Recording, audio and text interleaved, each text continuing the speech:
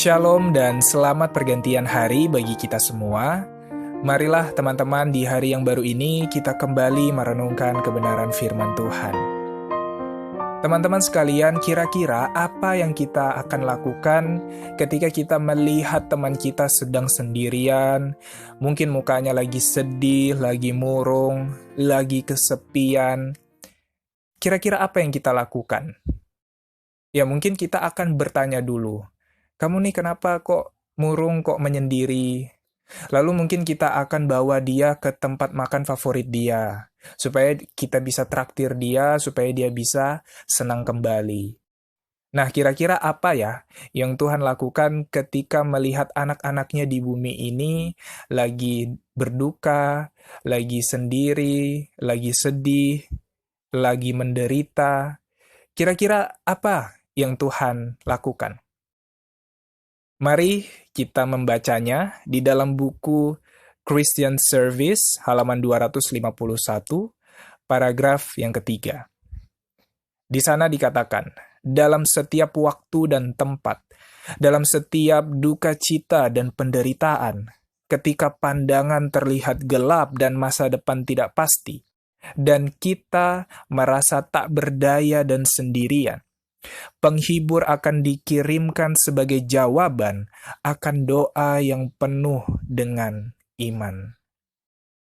Nah, teman-teman sekalian, ketika kita di dalam kondisi yang berduka, kita sendiri, tidak berdaya, maka Bapa kita di sorga, Ia mengirimkan kepada kita seorang penghibur.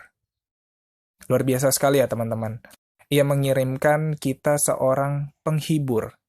Lalu yang menjadi pertanyaan adalah, kira-kira apa tugas penghibur ini yang dikirimkan oleh Tuhan kepada kita? Mari kita lihat jawabannya di dalam Yohanes pasal yang ke-14 ayat yang ke-26. Di sana dikatakan, tetapi penghibur, yaitu Roh Kudus yang akan diutus oleh Bapa dalam namaku, Dialah yang akan mengajarkan segala sesuatu kepadamu dan akan mengingatkan kamu akan semua yang telah kukatakan kepadamu. Nah, luar biasa sekali ya teman-teman. Jadi tugas dari penghibur ini adalah untuk mengajarkan kita segala sesuatu dan mengingatkan kembali apa yang sudah diajarkan. Ya mungkin ketika kita sedang sendiri, kita sedang berduka, kita sedang sedih, kita mungkin pada saat itu lupa dengan janji Tuhan di dalam Alkitab. Janji-janji yang menghibur dan memberi pengharapan kepada kita. Nah, Kristus di dalam wujud penghibur, yaitu Roh Kudus, Dialah yang akan menghibur kita di kala duka, di kala sendirian, di kala penderitaan yang kita alami, melalui firman-firman yang Tuhan ingatkan kembali kepada kita. Jadi marilah kita bersyukur kepada Tuhan, karena Tuhan tidak meninggalkan kita sebatang kara di dalam dunia ini. Tetapi Ia sudah mempersiapkan penghibur yang menjadi guru kita, mengajarkan segala sesuatu, dan yang mengingatkan kita akan janji-janji Tuhan. Kiranya hari ini kita bisa belajar bahwa Tuhan memiliki penghibur bagi kita. Dan sebenarnya kita tidak perlu penghibur lain. Ketika kita sedang sendiri, ketika kita sedang sedih dan menderita, kita tidak perlu kesenangan-kesenangan duniawi.